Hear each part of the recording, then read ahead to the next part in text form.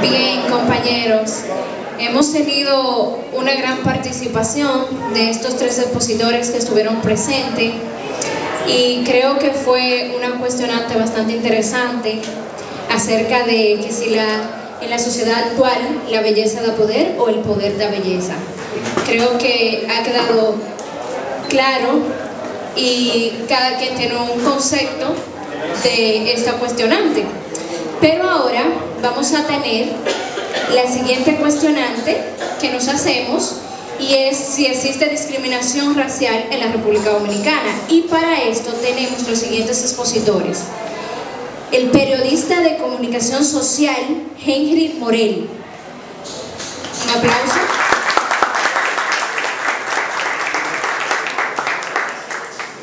Así también contamos con la presencia del profesor de filosofía Miguel Ángel Puriel. Y el profesor de ciencias sociales, que recientemente hizo una maestría en España de historia contemporánea, Wilson Rodríguez.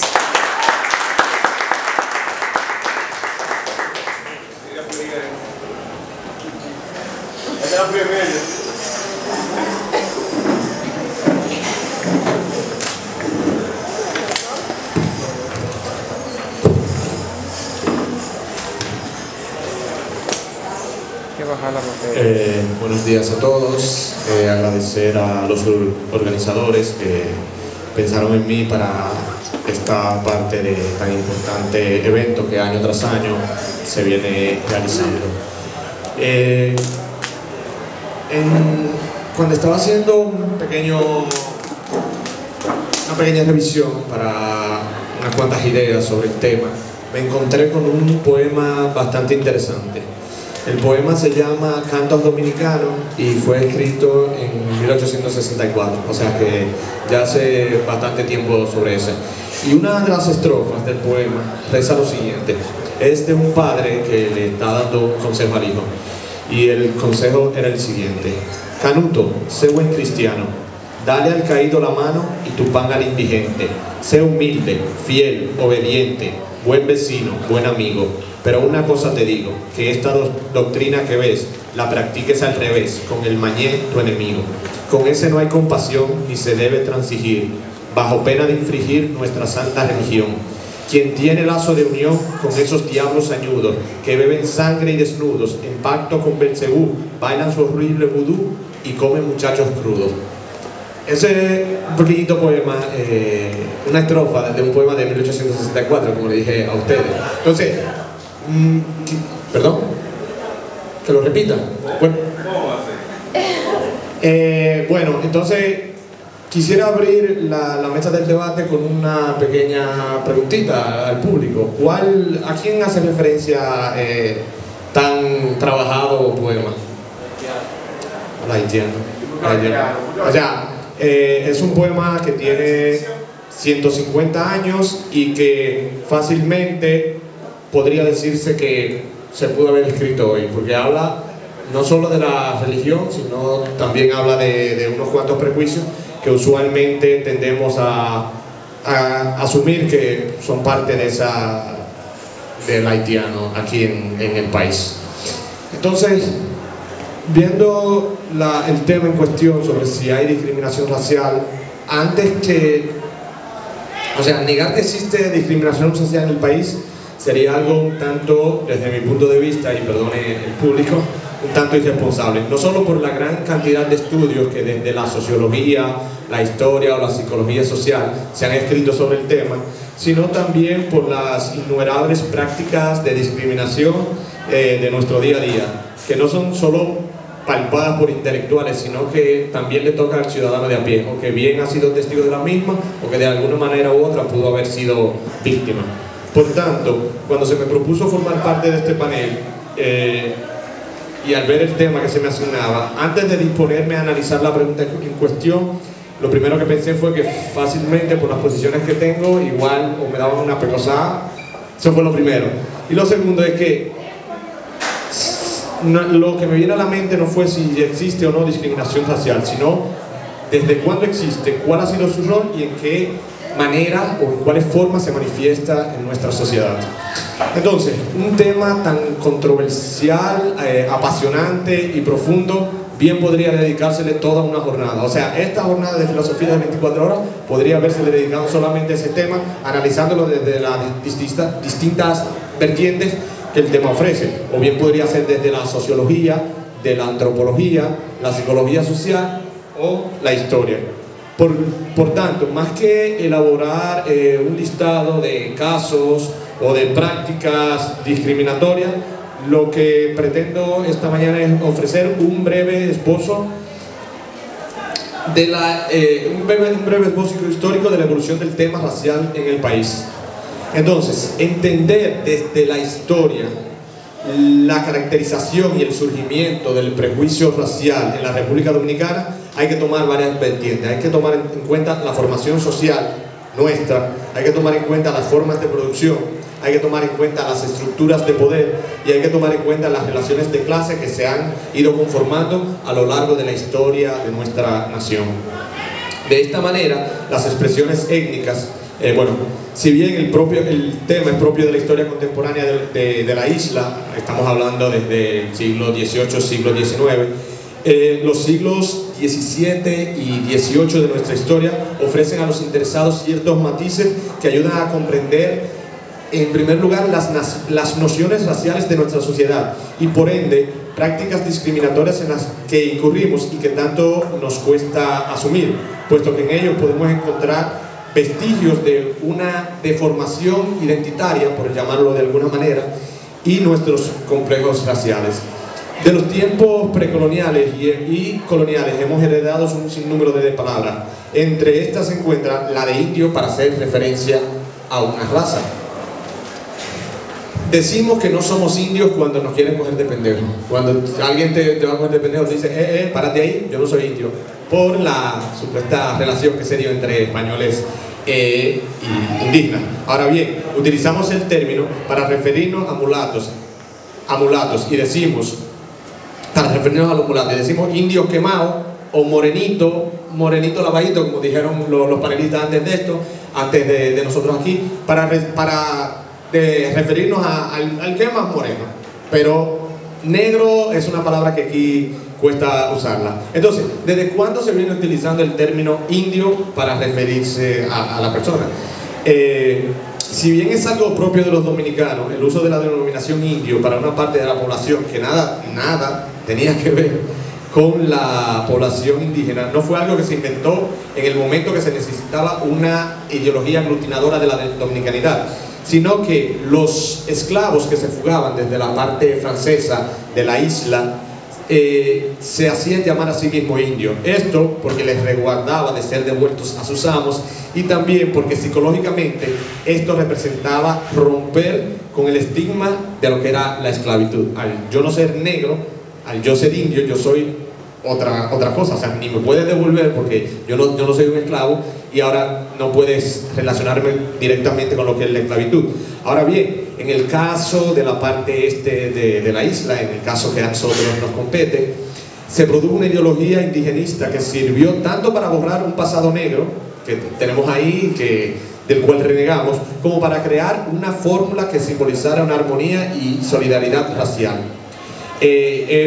Ya a mediados de este siglo surge la tan aclamada y creo que conocida por todos obra Enriquillo de Manuel de Jesús Galván, una obra que tiene cierto lastre en la identidad dominicana hasta nuestros días, que no puede ser negada. Al denominarse indio, los mulatos y los negros de nuestra parte de la isla impidieron que el aporte negro que tuviera el lugar que les correspondía en la formación de la identidad dominicana.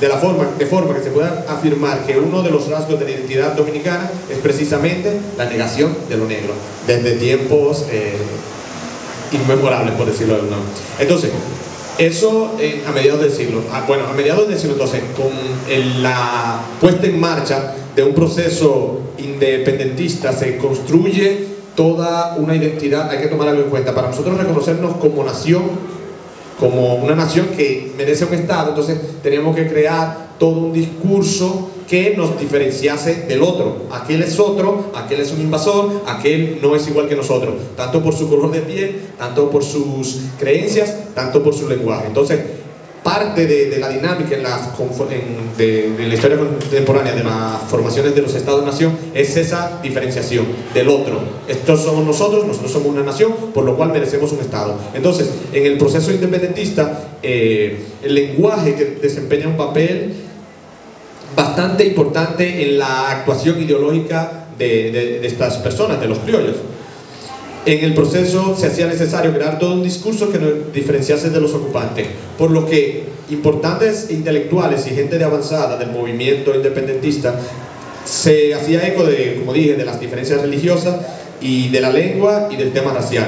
Entonces tenemos un frente a frente, un choque, un vis a vis, como menciona alguno. Tenemos vudú, catolicismo, tenemos creol, castellano, tenemos negro negro contra lo que es el indio o el español. O sea, vamos a marcar bien las diferencias ahí. Entonces, las coyunturas políticas y económicas que siguieron generando una respuesta ideológica en función del nacionalismo y de la identidad. Como afirma el afamado historiador dominicano Roberto Casá, la ocupación militar norteamericana de 1916 generó, como parte de una reacción nacionalista radical, un retorno generalizado al mito de la hispanidad entre destacados intelectuales de entonces. Entonces, cuando vemos que la amenaza no es ya el haitiano, que la amenaza es el invasor yanqui, entonces cambia un tanto el discurso. Entonces hay una reafirmación y volvemos a integrar al discurso y a nuestra psiquis lo que es un sentimiento hispanófilo, amante de lo hispano, de lo español.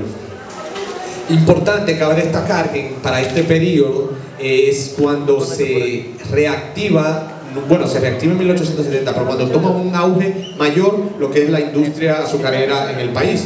Entonces, los Estados Unidos, socio comercial principal en cuanto a este mercado, entonces ven necesaria la importación de trabajadores para que la industria crezca. Entonces, facilita la importación, estaba ocupando los dos territorios, entonces facilita la importación de mano de obra haitiana que se ha mantenido ya, bueno, históricamente. Entonces, importar negros, importar haitianos trae consigo una reactivación en lo que son los prejuicios. No ya algo, hay que verlo desde lo que es la estructura económica. O sea, no es que me cae mal, no es que esto, es que es una persona que viene desde fuera a quitarme los trabajos. Es un discurso que hoy en día nos suena bastante familiar.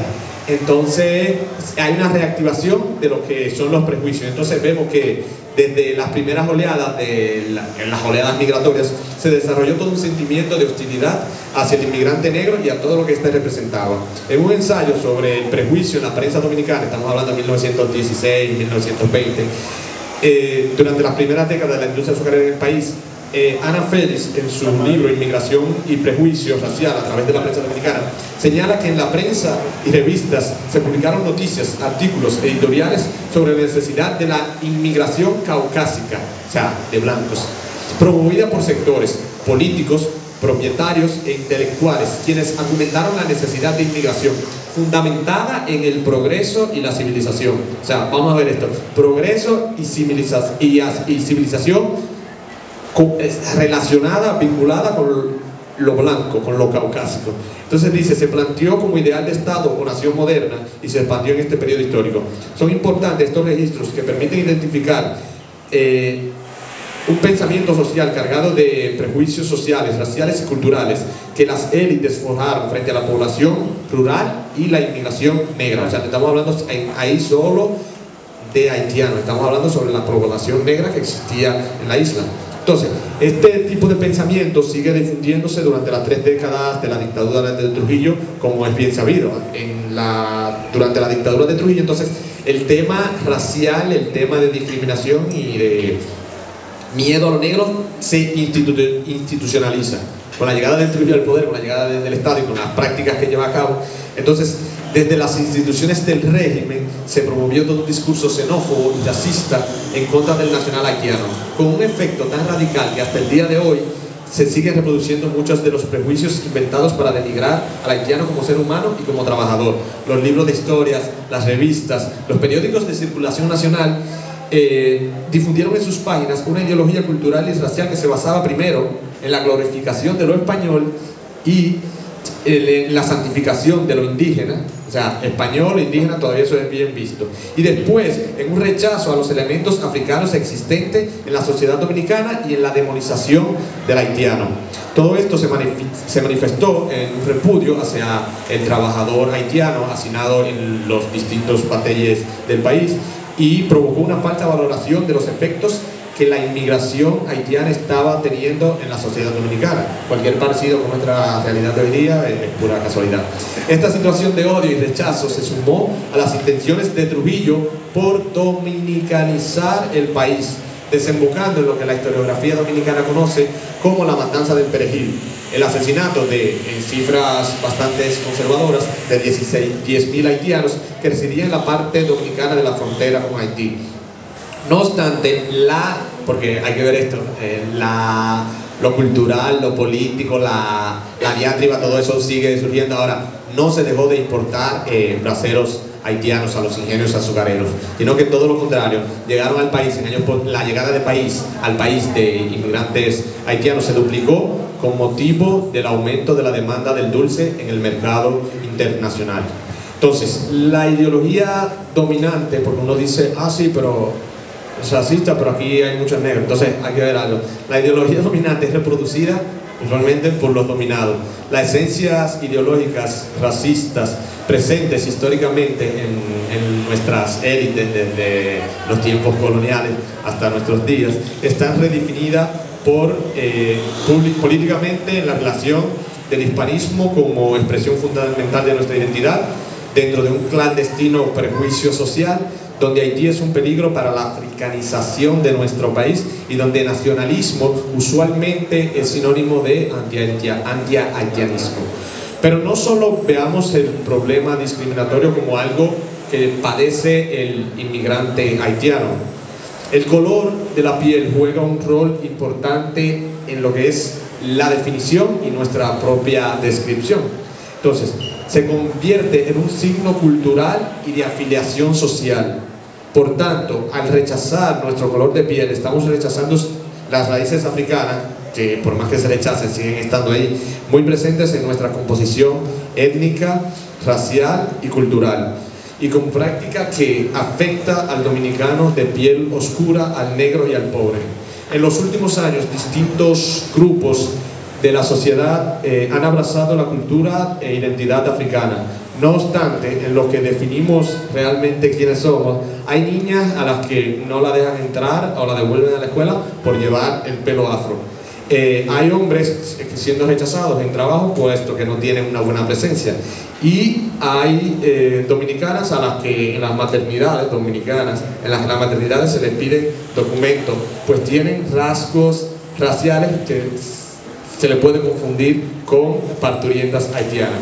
Entonces, más que la pregunta de si existe o no discriminación racial en la República Dominicana, mi respuesta sería con otra pregunta. ¿Cuándo ha dejado de haberla? Muchas gracias.